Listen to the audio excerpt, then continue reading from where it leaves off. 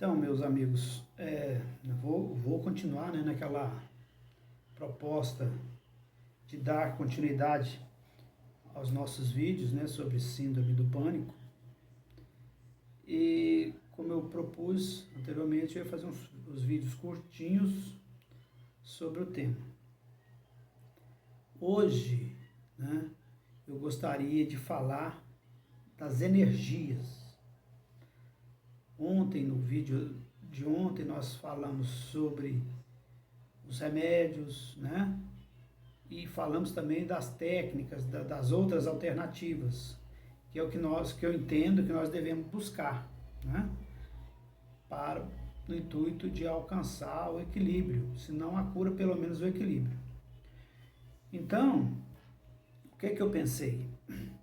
Falar em cada vídeo um pouco, né, do que eu embasei meus estudos, as minhas pesquisas, as minhas observações.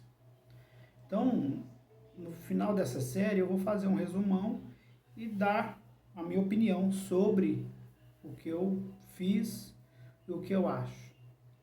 Então é o seguinte, energia. Muitos das pessoas das quais a gente comenta, o que é que elas falam? Mas energia, o que é que vem a ser energia? A ciência nos mostra que tudo é energia, né? Tudo. Basta ver, vou dar um exemplo assim, clássico. Quando a gente está numa reunião, ou mesmo em casa, chega uma pessoa daquelas pessoas muito faladeiras, aquelas pessoas muito negativas, aquelas pessoas que só falam desgraça, coisa que vá, né, nos deixando depressivos, tristes. Logo a gente começa a sentir uma situação de desconforto. E isso é uma energia que a gente recebe, não é? Aí muitas das vezes a gente tem que ir na igreja, né? Receber a bênção lá e as orientações do padre. Quem é espírita vai no centro tomar um passe. Quem é reikiano vai tomar o reiki. Quem é evangélico, né, vai participar dos seus cultos, das suas orientações do templo. Isso é uma forma que a gente às vezes encontra de tirar um pouco dessa energia. Aí muitos ainda duvidam, né? E continuam insistindo na busca da doença do corpo. Mas aí, é aí que eu convido as pessoas, né, com quem eu falo, a buscar, a entender a parte racional, a buscar a parte racional dentro de si. Por quê? Porque aí é a hora de a pessoa pensar usando a razão. Como assim? Uai, olha bem, se eu vou num shopping, por exemplo, é um exemplo clássico, né, que todo mundo sente, e sinto mal lá, o que é? É do corpo? Não é? Façam-se essa pergunta. Cada um se auto-pergunte. Quando eu vou num lugar onde tem público, no shopping, no cinema, numa praça, numa multidão, eu começo a sentir coisas estranhas, sintomas diversos. Isso é o que? Do corpo? Alguma coisa me influenciou para que eu sentisse aquilo. Né? Então, os ambientes, as pessoas emanam energia, tá certo? E essas energias nos atingem, como nós também, né? Emanamos e atingimos outros. Então, é nesse sentido que eu gostaria, né? Vai ter muitas pessoas que vai ignorar, vai falar muita coisa, né? Mas assim, eu não estou para agradar. E é uma opinião minha, mediante os meus estudos, as minhas leituras, as minhas conversas com as pessoas, né? E a minha situação própria mesmo. Eu me usei como cobaia, muitas vezes. O que eu fazia? É só um tópicozinho aqui, né? Quando eu percebi que não era físico, que o médico me falou, você não tem nada no corpo, seu problema é psicológico. Aí eu vi, estudei, conversei, que tinha muitas pessoas que faziam tratamento, que faziam terapia, e ainda assim continuavam sentindo. Eu falei, não, então não é só do físico, não é só psicológico, tem alguma outra coisa.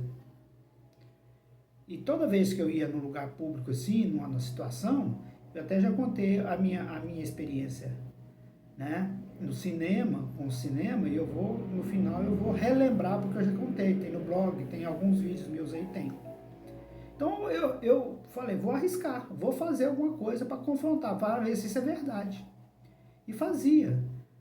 Quando me dava medo, aí que eu ia. Eu não quero ir no supermercado, eu vou. Eu tô com medo de ir no shopping, de viajar. Viajava, ia no shopping. Então, eu fui percebendo que essa minha atitude, possivelmente, na época, poderia ser uma atitude de ignorância. Eu percebi que isso ia alterando em mim aos poucos aquele medo, aquelas sensações. Depois, olha que bem, eu não tinha estudado, não tinha lido. Depois que eu fui estudar, né, tem uma nova proposta da psicologia que justamente sugere o confronto com as coisas que nos causam medo, né? É a psicologia transpessoal, né? A cognitiva comportamental, desculpa, a cognitiva comportamental. É aquela que nos faz colocar uma das facetas de atuação dela, de orientação desse entendimento psicológico, é que a gente confronte com os nossos medos, bate de frente. E eu fiz isso por ignorância mesmo lá. Se o médico falou que eu não tenho nada, né, no corpo, então eu ia nos lugares, sentia alguma coisa, eu falei, não, então tem alguma coisa, eu vou ver, vou testar. Então fui me testando, né? E depois foi que eu descobri, fui ler e estudar, eu descobri essa faceta da psicologia, né, que fala dos confrontos, da aproximação daquilo que nos causa medo. É isso que vai nos dando fortalecimento, né? Então, o que eu quero falar é assim, ó, das energias que nos atingem, seja de pessoas, seja de lugares. Observem, comece a se auto-observar.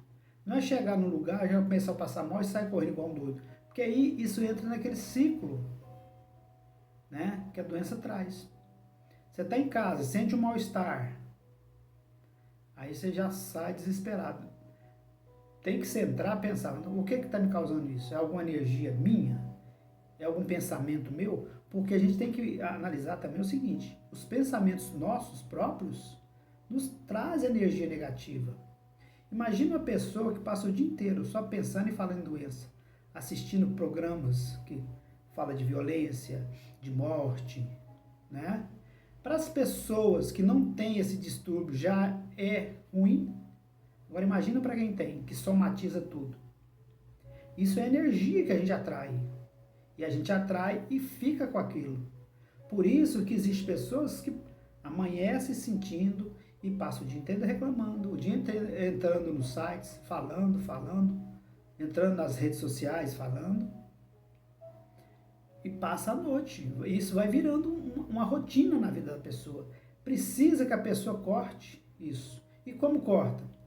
Afastando essas coisas, né, que nos deixa desequilibrado.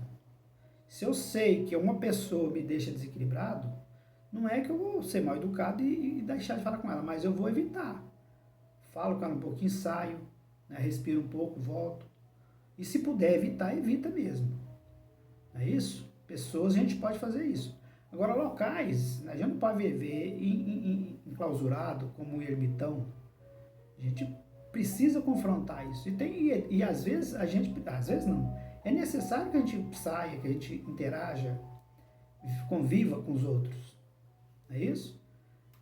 Quando estiver em local que começa a sentir um mal-estar, sai para um lugar mais calmo, respira, toma uma água e volta. Né? Agora, tem situações que mesmo assim a gente continua sentindo. Né? Essa terapia cognitiva comportamental, ela até orienta o seguinte, para a gente fazer por aproximação. E aos poucos se aproximando daquilo que nos causa medo. Se o meu medo é andar de ônibus, né, eu vou até o ponto, fico ali observando, é aproximação. Depois entro, vou até um ponto, depois eu alongo, desço no outro, e vou fazendo esses confrontos. Né? Então, eu vou terminando o vídeo por aqui, né? Mas assim, só para a gente ter uma noção de como não é só o corpo que nos afeta, não é só, talvez o sintoma físico é o final daquele processo todo, né? Que eu sinto a energia de um lugar, de uma pessoa, aí já começo a sentir os sintomas, né? Aquele já me gera o medo, né? Já me gera o medo, já me gera ansiedade, e aqueles sintomas vão agravando. E aí, por conta disso, meus pensamentos vão entrando em rodopio, em looping, né? Que eu falo. E a gente vai criando aquele ciclo. Precisa que a gente saia desse ciclo. E como que sai? Confrontando os medos e diluindo os pensamentos. Como diluir os pensamentos? A princípio, evitar esses contatos, né? Com notícias, com pessoas, com locais, né? Que a gente sabe que vai passar mal. Se você entrou, assim, no começo seria assim, centro, não, peraí, eu tenho que ir lá, ué, eu vou. Aconteça o que acontecer, eu vou. Que diferença tem eu passar mal lá ou passar aqui? Né? E a gente cria aquela imagem de que a casa é a proteção. Onde está a lógica disso? Nenhuma. Porque quantas vezes a gente passa mal em casa? Quantas vezes a gente passa mal trancado dentro do quarto? Não é? É aí que eu convido, que eu sugiro o uso da razão, do pensamento lógico, embasado em coisas lógicas. Porque se a gente pensar bem, né, as nossas atitudes, principalmente no momento da crise, dos sintomas fortes, é pensar irracional. A gente pensa em coisas tão estapafúrdias que se a gente contar para os outros, e a gente acha ruim das pessoas ficarem rindo, mas é verdade. A gente faz atitudes, entra em situações tão ridículas, que se você contar para um terceiro ali, ele não acredita que você fez isso. Faça um retrospecto. Quantas situações embaraçosas a gente entrou? Quantas atitudes a gente fez? Que se a gente tivesse no nosso estado normal, a gente não faria por vergonha, né? Então, esse é o momento de usar a razão, de usar a inteligência. E assim, um último toque que eu gostaria de dar é de não ter preconceito de nada.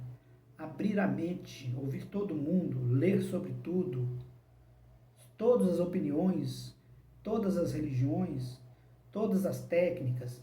Aí a gente vai tirar aquilo que melhor me aprover, que servir para mim. Não é porque eu leio, não é porque eu ouço uma pessoa, né, que eu vou seguir o que ele está falando. Mesma coisa que eu falo para vocês, já sempre falei. Não é porque vocês ouvem o que eu falo, escutam a minha opinião, né, eu conto a minha história, que vocês são obrigados a acreditar. Né? Tirem o que de melhor, né, for do meu exemplo, da minha experiência, e eu coloco em prática.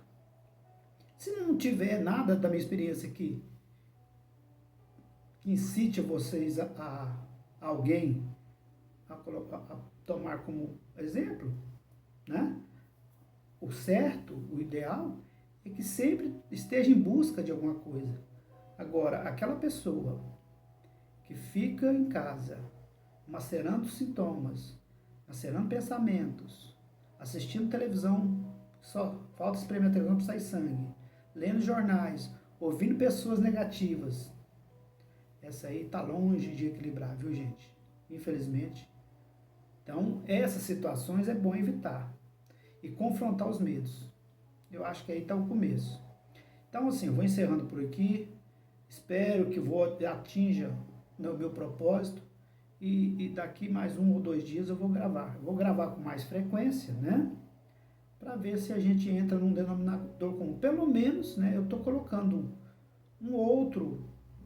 uma outra tentativa de caminho, de entendimento, né? Mas a escolha é de cada um. Eu escolhi o meu caminho, até hoje tá, né? Tô me dando bem. Agora, cada um escolhe o seu, né? Eu tô só dando um parâmetro aqui. Questão de escolha, cada um que vivencia o problema no dia a dia, cada um que, né, escolhe o que deve fazer. Eu escolhi o meu e até agora tá indo tranquilo, viu? Então é isso. Até a próxima, se Deus quiser. Boa noite.